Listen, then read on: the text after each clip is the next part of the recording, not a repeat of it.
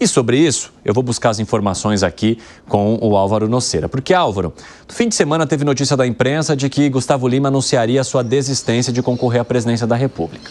Aí vem o cantor agora nesse comecinho de semana e faz uma publicação ironizando essa informação e dizendo que ele estaria à disposição, que ele vai tentar sim. Exatamente, Evandro, uma boa tarde para você, a todos que nos acompanham aqui no 3 em 1. Surgiram algumas notícias que incomodaram Gustavo Lima no final de semana, né? Isso porque um colunista teria afirmado que ele tinha desistido de concorrer à presidência do Brasil em 2026. Gustavo Lima foi então até as redes sociais, ironizou a publicação. Ele repostou a notícia e escreveu, abre aspas, eu desistir? RS, que significa ali as risadas na internet. No comecinho de janeiro, Gustavo Lima afirmou que tem essa vontade, este desejo de se candidatar à presidência do Brasil. Desde então, diversos partidos políticos começaram a sondar o artista. Algumas semanas ele passou a se encontrar, a se reunir com Pablo Marçal em Miami, no sul dos Estados Unidos. E agora Pablo Marçal está inelegível pela Justiça Eleitoral aqui de São Paulo pelo prazo de 8 anos. Essa notícia da inelegibilidade de Marçal pode, inclusive,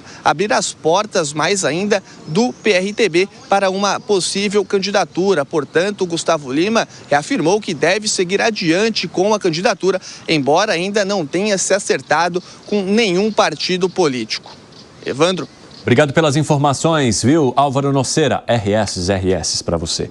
Vamos lá. Quero saber de vocês, então, se Gustavo Lima entraria nessa história. Pelas informações, ele estaria conversando com vários partidos políticos que talvez se aliem às propostas que ele teria para o país. Mas ele falou, eu desistir não é muito comum. Pois é, Evandro, agora eu acho que é difícil, né? Porque, assim, é óbvio que ele é um cantor muito popular. Agora, será que isso significa mais votos? A gente viu com o Datena que isso não ocorreu, né? É diferente do Pablo Marçal, que ali ele é um fenômeno de rede social, usava e usa muito bem as redes sociais. Aí sim a gente está falando de alguém que seria, pelo meu entendimento, muito competitivo. Agora, com o Pablo Marçal fora, é claro que ele se anima, porque poderia ser esse nome da direita. Mas eu vejo que tudo vai conspirando para ser o governador de São Paulo, Tarcísio de Freitas. Com o Marçal fora, isso cresce. Com o Bolsonaro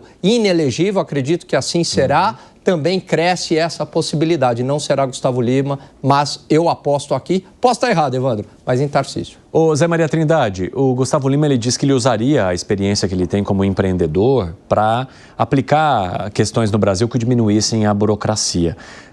Esse é um discurso bastante parecido com outras pessoas, já que a gente viu que vem do setor privado muitas vezes e que de repente resolve aí se embrenhar pela política brasileira. Como é que você avalia? Olha, o momento está esquisito. Os políticos falam aqui, comentam que a política não pode andar solta assim, porque sempre na história do Brasil, a cúpula econômica e política é que decidia quem seria o presidente da República. O povo era chamado para se certificar, porque os candidatos já eram armados assim. Mas de que forma acontecia? Porque havia um certo acordo em cada setor.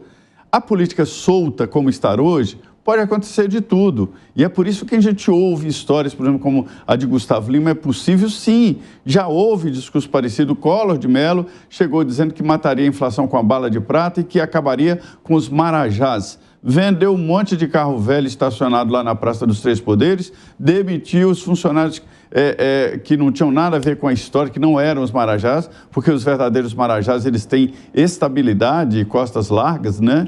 Então, assim, esse discurso é muito próprio. E é isso que acaba promovendo a chegada de aventureiros. E os políticos estão preocupados com essa história. Quem é que está no horizonte 2026? Pode ser que tenhamos uma eleição sem o ex-presidente Jair Bolsonaro e sem o presidente Lula na chapa.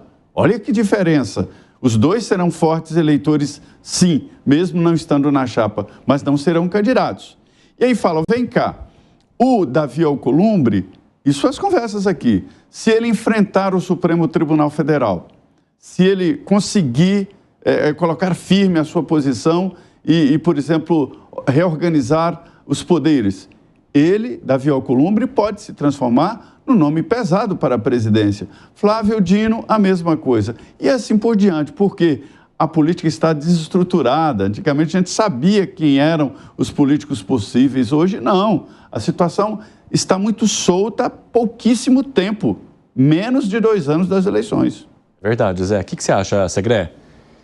Quando a gente vê quais são os candidatos que poderia ter a direita, ou o centro mais à direita, desses candidatos, 3 hoje, pelo menos na primeira instância, no caso de Caiado e de Pablo Marçal, estão inelegíveis. E no caso do ex-presidente Bolsonaro, a situação já é definitiva, ou seja, poderia ir para uma apelação eventualmente no TCE ou no STF, no TCE, se mudar alguma coisa em 2026. Então você tem que vamos ficando pouco, né, da direita, porque se tínhamos Caiado, Marçal, Bolsonaro, aí fala, não, desses 3 nenhum pode. Vai sobrando. Parece piada, né, porque quem mais está? Ah, Sema.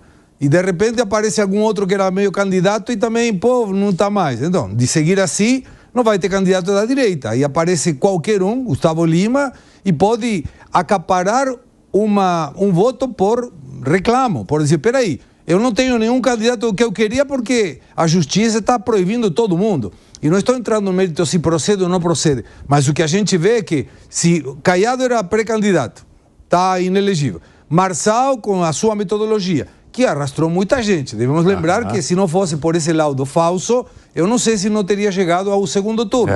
Aí você tem o Bolsonaro, que por onde anda, acapara multidões, mas também não é candidato. Então, peraí, é casualidade? Não tem candidato da direita? Não vai ter candidato da direita? Aí aparece qualquer pessoa que possa ter um nome conhecido a nível nacional e ele pode acaparar, sim, o voto. Eu vejo mais o Gustavo Lima, como mencionou Alan, pode ser para um governo, eventualmente, por exemplo, uma governação de Goiás, ou um Senado, para o Senado também. Para presidente, me parece que ainda falta muito, mas hoje em dia já tivemos o maior captador de votos, foi Tiririca na época. Sim. Então, daí para fora, ninguém mais chama. Que análise você faz, hein, Piperno? Eu acho que ele tende a ser um nome cada vez mais forte. Eu não aprendi que esse é o tipo do nome que não deve ser subestimado. O ano de 2015, ele foi, eu acho que muito, enfim, revelador desses novos tempos, né? Foi quando, por exemplo, a Guatemala elegeu um humorista chamado Jimmy Morales, que não era nada, resolveu ser candidato, né? Então era uma figura popular e com uma plataforma com um discurso muito direto, da mesma forma que naquele ano, ou perto daquilo, apareceu na Itália o Beppe Grillo, líder daquele movimento 5 Estrelas, também era um ator, e era uma novidade no mundo político. Do ponto de vista político, ninguém sabia exatamente o que ele representava, quem ele era.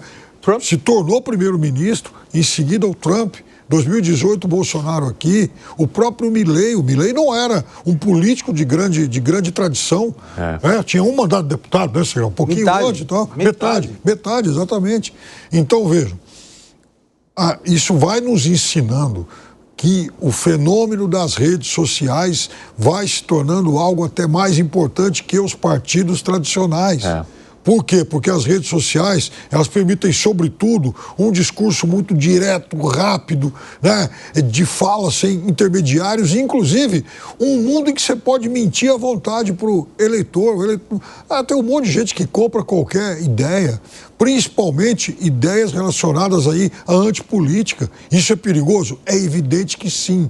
Mas também por isso não dá hipótese alguma para subestimar essas figuras bastante populares. As pesquisas já vêm apontando que ele se torna, sim, um nome viável.